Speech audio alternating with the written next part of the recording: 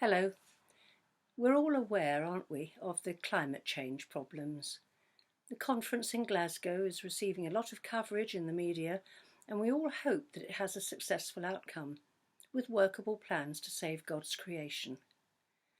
It was wonderful to see those two young men getting a grant to continue their work to save coral in Australia. And the 15-year-old Indian girl who designed a solar panel on a sort of ice cream seller's bike that heats the clothes irons, evidently a street service that hitherto has used charcoal to heat the irons. Now we're being told there is a proposal to give quite a substantial grant to encourage people to buy heat pumps and get rid of gas boilers. It's good that the Australian PM has agreed to attend the COP26 conference in Glasgow. But of course we know that the coal mines in that country are extensive, and it will take a lot of sorting out to change that dependency. Individually, we know we have a responsibility too. Our recycling bin is always full, but the general waste bin has barely anything in it.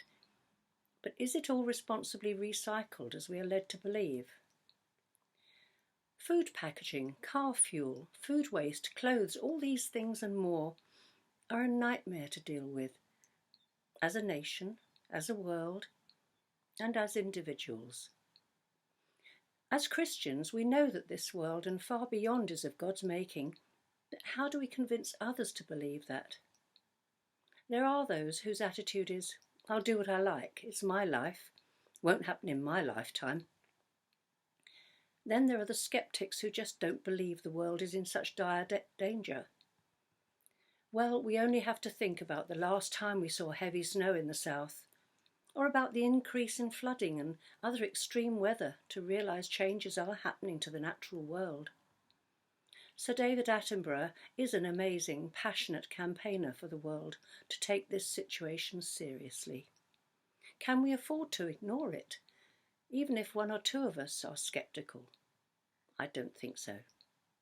There are many references in the Bible about caring for the land, too many to mention here, but in Genesis chapter 1, God said, "Behold, I have given you every plant yielding seed that is on the face of all the earth, and every tree with seed in its fruit.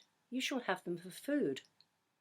And in Exodus 23, "For 6 years you shall sow your land and gather in its yield, but the 7th year you shall let it rest and lie fallow, that the poor of your people may eat, and what they leave the beasts of the field may eat. You shall do likewise with your vineyard and with your olive orchard." So we have always been directed to care for the world. So, Father, may every nation take steps to remember thy teaching through the ages and take seriously the need to act now to preserve and cherish thy creation for all ages to come.